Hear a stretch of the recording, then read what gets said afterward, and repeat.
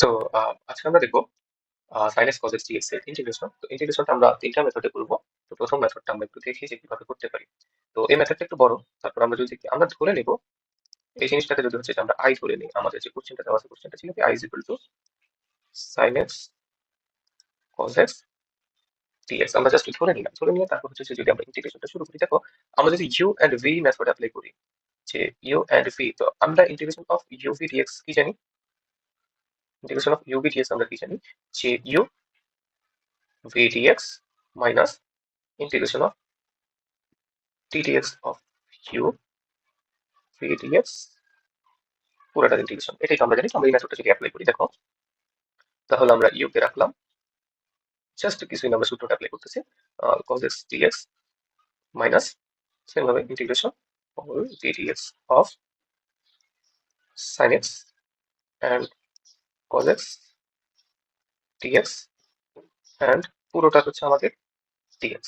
ওকে, এটাই যদি হয় তাহলে দেখো sin x তো sin x ই থাকবে। cos x এর ইন্টিগ্রেশন আমাদের কি ছিল? cos x এর ইন্টিগ্রেশন ছিল আমাদের sin x। তো sin x কে আমরা ইন্টিগ্রেশন করে ফেলেছি। তো এখানে মনে করো আমরা একটা ধ্রুবক নিয়ে আনলাম c1, কারণ আমরা জানি ইন্টিগ্রেশনের সময় একটা ধ্রুবক হয়, কারণ এখানে লিমিট দেওয়া নেই আমাদের ইন্টিগ্রেশনের। ওকে, তো এখানে আমার ddx অফ sin x কি হবে? ডিফারেন্সিয়েট অফ sin x হচ্ছে cos x, and cos x এর ইন্টিগ্রেশন হচ্ছে আমাদের sin x, sin x, and এখানে আমরা লিখতে পেরেছি যে dx। দেখো এখানেও একটা হচ্ছে যে কনস্ট্যান্ট আমাদের উৎপন্ন হবে। আমরা কনস্ট্যান্ট অলরেডি একটা ধরে নিছি। তো আমরা ওভারঅল ম্যাথের পরে যদি কোনো কনস্ট্যান্ট থাকে, ওভারঅলটা আমরা সি ধরে নেব, সমস্যা নেই। এখানে আমরা লিখতে পারি হচ্ছে তোমার sin স্কয়ার x প্লাস ধরো c1। এখন এই যে এটার দিকে লক্ষ্য করো, এই জিনিসটাই ছিল হচ্ছে আমাদের i। যদি একটু খেয়াল করো তাহলে দেখতে পারবে যে এই যে ফুল জিনিসটা, এই জিনিসটাই মূলত আমাদের i। তো এখানে আমরা যেটা লিখতে পারি, এখানে এটার পরিবর্তন হচ্ছে যে আমরা i লিখতে পারি।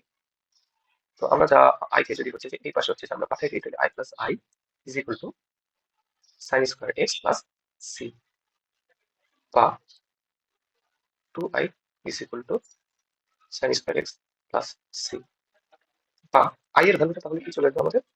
হাফ sin স্কয়ার x, যেটা আমাদের ইন্টিগ্রেশন শেষ, এটাকে আমরা c লিখতে পারি, অথবা c1/2 পরবর্তীতে আমরা c করতে পারি। তো এভাবে খুব সহজে হচ্ছে যে আমরা একটা মেথড হচ্ছে যে এটা ইন্টিগ্রেশন করতে পারি। এখন সেকেন্ড আমরা আরেকটা মেথড দেখবো। তো এটা আমরা করার চেষ্টা করবো হচ্ছে যে সূত্র অ্যাপ্লাই করে। দেখো আমরা আমরা হচ্ছে যে sin 2x এর একটা সূত্র হচ্ছে যে আমাদের সবার জানা থাকার কথা, sin 2x is equal to 2 sin x cos x। তো ওই সূত্রটাই হচ্ছে আমরা অ্যাপ্লাই করবো। ওই সূত্রটা অ্যাপ্লাই করার জন্য এখানে আমাদের sin x cos x আছে, বাট 2 নেই। তো 2 না থাকার কারণে আমরা হচ্ছে যে ইন্টিগ্রেশনের বাইরে হাফ দিয়ে হচ্ছে যে আমরা 2 নিয়ে আসলাম, 2 sin x cos x dx। এখন দেখো 2 sin x cos x রে তাহলে হচ্ছে যে আমরা যদি সূত্র অ্যাপ্লাই করি, আমরা sin 2x লিখতে পারি, sin 2x dx। তো sin 2x এর ইন্টিগ্রেশন আমরা কি জানি যে ইন্টিগ্রেশনের sin x এর ইন্টিগ্রেশন হচ্ছে minus cos x cos 2x হবে। যেহেতু এটা x ছিল না, সেহেতু এটা ডিফারেন্সিয়েট করে হচ্ছে যে আমাদের ভাগ দেওয়া লাগবে। তো differentiate of ddx of 2x আমাদের কি? ddx অফ 2x হচ্ছে আমাদের 2।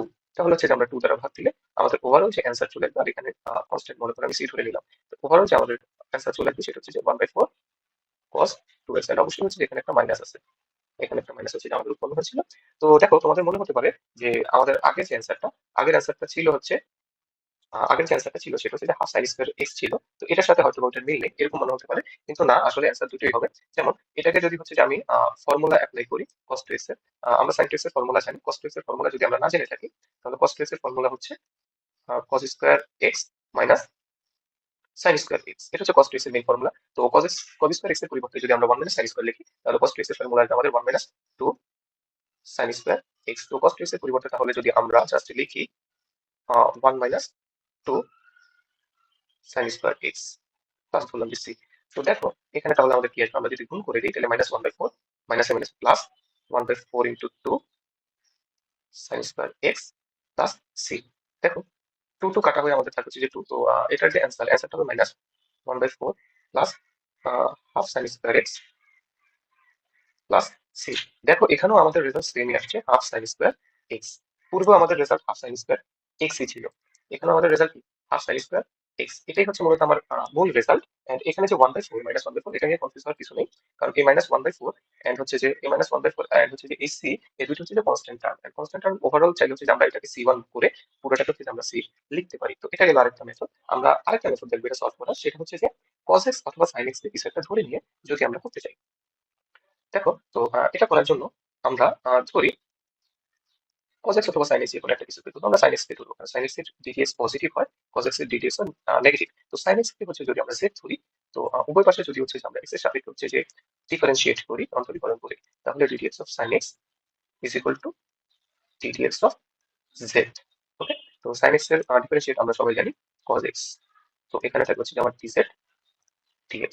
তো অথবা আমরা লিখতে পারি dx কে যদি হচ্ছে আমরা এই পাশে নিয়ে আসি, তাহলে cos x dx is equal two আমাদের আসবে dz। অর্থাৎ এই যে cos x dx আছে, এর পরিবর্তে হচ্ছে যে আমরা লিখতে পারি হচ্ছে dz। আমরা এটা কেটে দিচ্ছি, আর sin x কে হচ্ছে যে আমরা z ধরে রেখেছিলাম। তাহলে এটার পরবর্তী লাইনে আমরা যেটা লিখতে পারি সেটা হচ্ছে sin x এর পরিবর্তে আমরা z লিখলাম, এন্ড cos x dx এর পরিবর্তে আমরা dz লিখলাম। তো এটার ইন্টিগ্রেশনটা হবে যেটা, সেটা হচ্ছে z, আমরা ইন্টিগ্রেশন করতে জানি প্লাস, যেহেতু আমরা ইন্টিগ্রেশন করে ফেলেছি প্লাস সি, কারণ আমরা জানি integration of x to the power n is equal to x to the power n plus 1 divide by n plus 1। এখানে x to the power n বলতে x টু দি পাওয়ার 1 ছিল বা z two the power 1 ছিল, তো এটা যেটা আসে সেটা হচ্ছে half z square plus C. তো আমরা z কাকে ধরে নিয়েছিলাম, sin x কে হচ্ছে আমরা z ধরে নিয়েছিলাম, তো আমাদের আসলে half sin square x plus C. দেখো পূর্বের দুইটা রেজাল্টও আমাদের আনসার ছিল হাফ sin স্কয়ার x, এটা তো হচ্ছে যে আমাদের half sin square x। Ultimately আমাদের রেজাল্ট সেম। তো এটা ছিল তিনটা মেথড। এই মেথড ক্ষেত্রে বললাম, অথবা অন্যান্য মেথড ক্ষেত্রে ভিন্ন ভিন্ন ভাবে হচ্ছে যে আমরা ম্যাথগুলো হচ্ছে যে সলভ করবো। তো এই পর্যন্তই ছিল। আল্লাহ হাফেজ।